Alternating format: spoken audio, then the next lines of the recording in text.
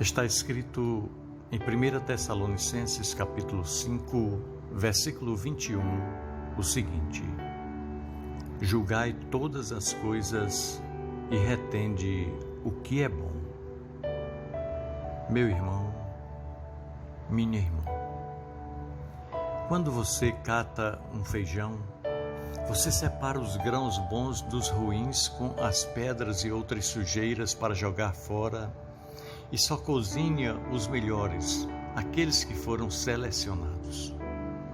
Da mesma maneira, não podemos separar o que é bom do ruim e ficar com o ruim, e sim com o que é bom. Muitas vezes nós não tropeçamos em grandes pedras porque nos desviamos delas, porque as vemos, mas tropeçamos em pequenos obstáculos, muitas vezes desprezados por nós. É preciso vigiar nas pequenas coisas, para não dar oportunidade ao inimigo. Muitas pessoas deixam de ser abençoadas por causa de coisas muito pequenas que ofuscam seus olhos de ver a presença de Deus na vida de seu irmão. Para a igreja de nosso Senhor Jesus Cristo ser de fato madura espiritualmente, precisa aprender a relevar pequenas coisas ou defeitos dos irmãos e ficar com as grandes que são as bênçãos de Deus. Gostaria hoje de refletir sobre algumas coisas que são aparentemente pequenas, sem muita importância, mas que são perigosas na vida de um cristão. A primeira coisa que gostaria de falar são das raposinhas. Em Cantares, capítulo 2, versículo 15, Salomão diz o seguinte: apanhai-me as raposas, sim, as raposinhas que devastam os vinhedos, porque as nossas vinhas estão em flor. As raposinhas são animais pequenos e aparentemente dóceis por sua beleza, mas são vorazes em destruir um vinhedo. Quando as parreiras já estão floridas para dar uvas, as raposinhas vinham e comiam as flores, os brotos, e não davam mais fruto. As raposinhas representam bichinhos de estimação, pecados de estimação, práticas aparentemente inofensivas, mas que podem ser destruidoras na vida de um cristão. O inimigo muitas vezes disfarça, como disse Jesus em Mateus 13, 22, disfarça o pecado para enganar, se possível, os eleitos de Deus. Precisamos nos desfazer de todos os pecados ou hábitos inadequados de estimação. Precisamos ter cuidado com coisas pecaminosas disfarçadas. Uma outra coisa pequena, aparentemente inofensiva, são os mosquitos. E em Eclesiastes 10, versículo 1 diz: qual a mosca morta faz o unguento do perfumador exalar mau cheiro, assim é para a sabedoria e a honra um pouco de estutícia. O texto bíblico aqui usa como ilustração um vaso de unguento cheiroso, como o que Maria derramou aos pés de Jesus em João 12, versículo 1. Mas se o perfumador, pessoa que prepara o unguento, deixar exposto, uma mosca que cair, faz o óleo cheirar mal, em vez de ser agradável. Então, Jesus falou contra os fariseus que eram detalhistas e exigentes. Em Mateus 23, versículo 24, Jesus diz: guias cegos, que coais o mosquito e engolis o camelo. O perfeccionismo muitas vezes só atrapalha a vida. Os mosquitos são insetos que perturbam, apesar de sua pequenez e de sua insignificância. No livro de Êxodo, uma das pragas foi o enxame de moscas que entrou nas casas para perturbar as famílias. Mas nas casas do povo de Deus não entrou nenhuma mosca. Muitas vezes, nas famílias, por causa de um mosquitinho, coisa ínfima, a pessoa perde a paz e estoura com quem mais deveria amar, zelar e cuidar. Deus não mandou moscas nas casas de seus servos porque quer ver as nossas famílias em paz. Expulse de sua vida o espírito de raiva, de inquietação e intolerância que tem muitas vezes atrapalhado você de servir a Deus e amar os seus familiares de forma harmoniosa. Aprenda a revelar coisas pequenas em prol da paz. A relevar, aliás. Você tem deixado mosquitos lhe perturbarem? Não perca a sua unção por causa de coisas pequenas. Não. Uma outra coisa pequena, aparentemente inofensiva, são as agulhas. Em Lucas 18, versículo 25, Jesus diz: porque é mais fácil passar um camelo pelo fundo de uma agulha do que entrar um rico no reino de Deus. Agulhas são pequenas e difíceis de manusear. Se a pessoa não tiver a visão boa, não consegue colocar a linha na agulha. O que representa a agulha e o camelo?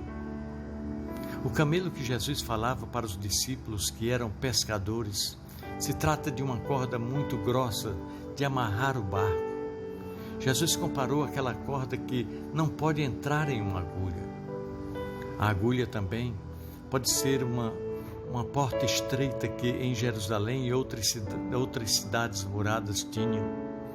Eram passagens bem finas nos muros de lugares onde não se queria que um camelo entrasse para evitar sujeira e mau cheiro. Um camelo não conseguiria entrar nessas portas.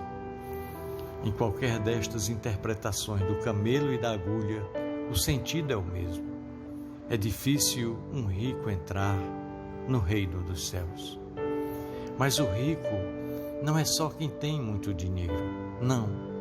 Uma pessoa pode ser pobre e se achar melhor que outros e não sentir falta de nada, nem mesmo de Deus. Do mesmo modo, uma pessoa pode ter tudo e sentir necessidade de coisas, de pessoas e ser sensível a Deus. Muitos pobres são arrogantes e orgulhosos como se fossem ricos. O orgulho impede entrar no céu, que tem uma porta estreita e um caminho apertado, conforme Jesus falou em Mateus 7, versículo 13. Quando a pessoa se acha grande, orgulhosa, fica grossa como um camelo e aí não tem igreja que caiba tal pessoa, porque se vê maior que a porta da igreja. Você tem se achado rico? Está satisfeito achando que não precisa de nada nem de ninguém? Nunca pense que não precisa de ninguém. Uma outra coisa aparentemente pequena, mas que pode trazer sérios prejuízos, são as fagulhas. Sim, Tiago capítulo 3, versículo 5 diz: assim também a língua, pequeno órgão, se gaba de grandes coisas. Vede como uma fagulha põe em brasas tão grande floresta. Uma pequena fagulha de fogo é capaz de fazer uma grande destruição. Também uma palavra mal dita ou mal colocada destrói vidas. A língua tem o poder de matar e o poder de dar vida. Quantas famílias são destruídas por causa de palavras que poderiam ficar sem ser faladas? Se tivesse como engolir de novo nossas palavras, creio que ficaríamos entalados com coisas duras que muitas vezes falamos. A ira é o combustível que acende a fagulha da língua. Cuidado quando a ira começar a esquentar você para que você fale palavras que desagradam a Deus e ofendam ao seu irmão. Você pode falar a verdade, mas Efésios 4,15 diz que as verdades devem ser proferidas em amor. Sem amor, a verdade pode ser apenas uma arma para ferir as pessoas. Você tem tido cuidado com as palavras que fala? Pelas nossas palavras, nós seremos julgados, diz a palavra de Deus. A quinta coisa, aparentemente pequena, mas que pode ser muito incômoda na vida de qualquer um de nós, são os ciscos. Sim. Mateus capítulo 7, versículo 5, Jesus diz: hipócritas, tira primeiro a trave do teu olho, e então verás claramente para tirar o argueiro do olho do teu irmão. Imagine só uma pessoa que está com uma trave na frente do olho, falando de um cisco do olho de outra pessoa. Seria muita incoerência. Porém, todos nós somos incoerentes como seres humanos e precisamos vigiar para não fazer isso. O cisco é pequeno diante de uma trave. Quando uma pessoa implica com a outra, qualquer coisa é grande demais para ser tolerada. Mas consigo mesmo ou com quem quer defender, a pessoa é capaz de não enxergar coisas muito maiores. Às vezes, nós não suportamos coisas pequenas e caímos em outras muito maiores. Nós não podemos ver pequenos ciscos no olho de outra pessoa se tivermos um poste ou uma trave na frente do nosso próprio rosto. Então, precisamos aprender a olhar para dentro de nós mesmos e aprender a corrigir nossos defeitos sem ficar procurando erros no outro. O mundo vê as vestiduras brancas do cristão e procura manchar de alguma forma a sua vida. Mas lembre-se que você foi lavado e remido pelo sangue do Cordeiro. Você tem visto ciscos nos olhos de algum irmão? Devemos vigiar para não termos uma trave diante de nós. Então, nós vimos pequenas coisas que trazem grandes consequências para a nossa vida. Portanto, devemos ter cuidado com as pequenas coisas. Na Bíblia nós vemos muitos homens de Deus que pecaram em pequenas coisas e perderam a sua bênção. Adão e Eva pecaram por causa de uma fruta. Caim matou seu irmão Abel por causa da inveja de uma oferta. Esaú perdeu a sua bênção por um prato de lentilhas. Sansão entregou seu segredo por causa de uma charada de o que é, através de uma mulher.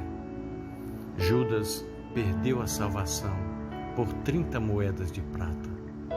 Jonas ficou irado por causa de uma planta que secou. Moisés não entrou na terra prometida porque tocou 2 vezes na rocha com raiva.